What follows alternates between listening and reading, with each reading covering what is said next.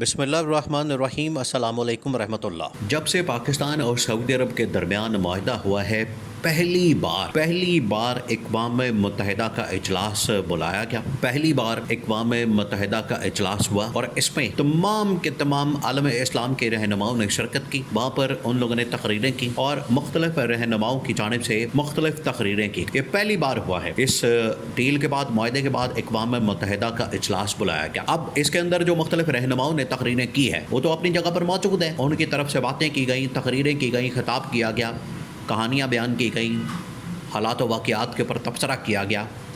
لیکن آج بھی سب سے بڑی تقریر کو مس جو کیا جا رہا ہے، آج بھی سب سے بڑی تقریر کو پوری دنیا کے اندر مس کیا جا رہا ہے، وہ ہے عمران خان کی تقریر۔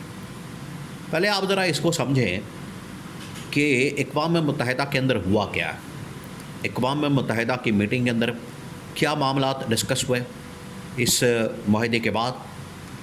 نئے ورلڈ آرڈر کے متعلق، عالم اسلام کے اتحاد کے متعلق، امریکہ اسرائیل کی پالیسی کے متعلق، غزہ کے متعلق، یہ 4-5 اہم ترین نکات ہیں۔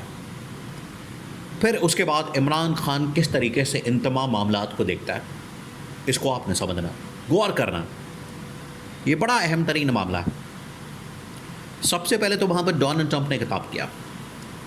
اب ڈونلڈ ٹرمپ کیونکہ امریکہ کے صدر ہیں، ڈونلڈ ٹرمپ آ کے وہی کہانیاں، وہی باتیں، وہی فلمیں، وہی ڈرامے ڈونلڈ ٹرمپ کی جانب سے جو کیا جاتا ہے۔ ڈونلڈ ٹرمپ اپنی وہی تعریف کرنا، کہانیاں سنانا کہ میں نے فلانی جنگ رکوا دی، میں نے یہ والی جنگ رکوا دی، میں نے یہ والی جنگ رکوا دی، جبکہ سب سے زیادہ اگر دنیا کے اندر کسی نے امن کو خراب کیا، امن و امان کی صورتحال کو بگاڑا، دنیا کے اندر جنگوں کا آغاز کیا، وہ امریکہ کے صدر، امریکہ کی انتظامیہ، امریکہ کی انٹیلیجنس ایجنسیاں، امریکہ کی اسٹیبلشمنٹ، یہ تمام لوگ اس کے اندر ملوث ہوتے ہیں۔ وہ چاہے پاکستان انڈیا کی جنگ ہو جائے، جس میں انڈیا کے پیچھے امریکہ کی حالہ شیری ہوتی ہے، وہ چاہے غزہ کے اوپر حملہ ہو جائے اسرائیل کا، اس کے پیچھے بھی امریکہ کی اشیر بات ہوتی ہے، وہ چاہے ایران کے اوپر حملہ ہو جائے اسرائیل کا، اس کے پیچھے بھی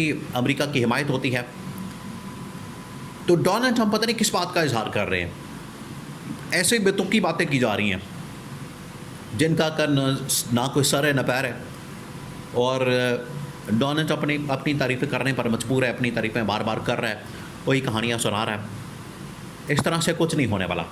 اگر ڈونلڈ ٹرمپ یہ سمجھتا ہے کہ اس طرح سے باتیں کر کے، کہانیاں سنا کے وہ دنیا کو امپریس کر لے گا، دنیا کو متاثر کر لے گا، تو یہ نہیں ہونے والا۔ دنیا کے اندر جو امن و امان اس وقت بگڑا ہوا آپ کو نظر آتا ہے، وہ سارا کا سارا امریکہ اور اسرائیل کی بدولت ہے۔ اس کے بعد ڈونلڈ ٹرمپ نے کہا کہ یہ جو معاہدہ ہوا ہے پاکستان اور سعودی عرب کے درمیان، اس کی وجہ سے سعودی عرب کی یا عالم اسلام کی جو ڈپینڈنس ہے امریکہ کے اوپر ختم ہو گئی۔ اب امریکہ کو یہاں پر فکر لگ گئی ہے، یہ ہے اصل مسئلہ۔ باقی جو ادھر ادھر کی کہانیاں ہیں، ادھر ادھر کی چیزیں ہیں، باتیں ہیں، وہ بالکل بے معنی ہے، ان کا کوئی سر پیر نہیں ہے، بالکل اس کا کوئی تعلق نہیں ہے، کوئی لنک نہیں بنتا آج کے حالات و واقعات کے ساتھ۔ ڈونلڈ ٹرمپ نے کہا کہ یہ جو معاہدہ ہوا ہے اس کے اوپر ہمیں فکر ہے، اس کے حوالے سے ہمیں تشویش ہے، اور امریکہ کے اوپر چونکہ ڈپینڈنس کم ہو گئی ہے سعودی عرب کی، تو اب ہمیں سعودی عرب کے ساتھ، قطر کے ساتھ، کویت کے ساتھ، یو اے ای کے ساتھ اپنے تعلقات کو دوبارہ سے بحال کرنا ہے،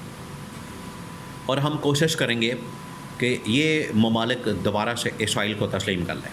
یہ باتیں کی۔ اس کے بعد انڈونیشیا کے صدر نے، اس کے بعد ملیشیا کے وزیر اعظم نے، باقی اور ممالک کے لوگوں نے اپنی تقریریں کی، بیانات ریکارڈ کروائے، خطاب کیے، بالکل اسی طریقے سے جس طرح سے پہلے چند دن پہلے۔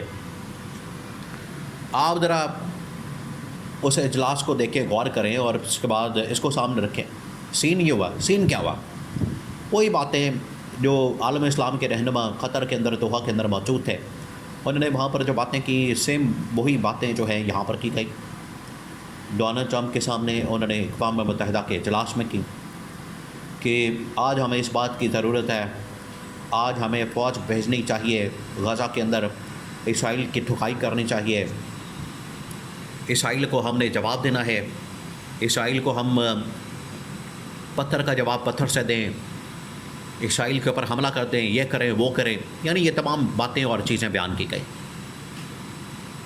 اب جہاں تک اس میں پاکستان کی بات ہے، پاکستان اور سعودی عرب ان کا موقف رکھنے کے لیے پاکستان اور سعودی عرب کے درمیان ہونے والی ڈیل کے متعلق کوئی بھی بات نہیں کر رہا، کوئی بندہ وہاں پر ایکسپلین نہیں کر رہا کہ اس ڈیل کا مقصد کیا ہے، مطلب کیا ہے، اس کی بیک گراؤنڈ کیا ہے، کیوں ضروری تھی، اس سے فائدہ کیا ہوگا، امپیکٹ کیا ہوگا، یہ تمام چیز۔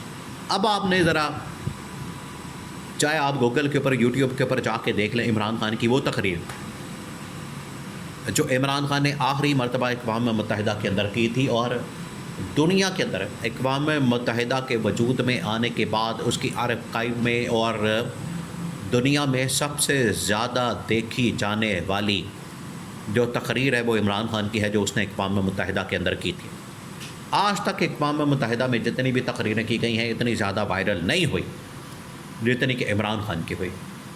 عمران خان نے کیا کیا وہاں پر، جو اس نے کرنے والے کام تھے، کرنے والی چیزیں تھیں، وہ اس نے بیان کی۔ 2-3 چیزیں جس کو آج بیان کرنے کی ضرورت ہے، یہ لیکن کوئی کر نہیں پا رہا۔ ایک تو عمران خان نے وہاں پر عالم اسلام کا مقدمہ لڑا، مسلمانوں کا مقدمہ لڑا، غزہ کے مسلمانوں کا، فلسطین کے مسلمانوں کا، کشمیر کے مسلمانوں کا، افغانستان کے مسلمانوں کا، اور جہاں جہاں بھی مسلمانوں کے اوپر ظلم ہو رہا ہے، جبر ہو رہا ہے، یہ یہودی صلیبی صہیونی ہندوتوا طاقتیں ان کے اوپر ظلم اور جبر کر رہی ہیں، ان کے خلاف عمران خان نے آواز اٹھائی، نمبر 1۔ نمبر 2، عمران خان نے اس وقت بھی زور دیا تھا کہ ہمیں پورا عالم اسلام اکٹھا کرنے کی ضرورت ہے اور اس کے اوپر کام کرنے کی ضرورت ہے۔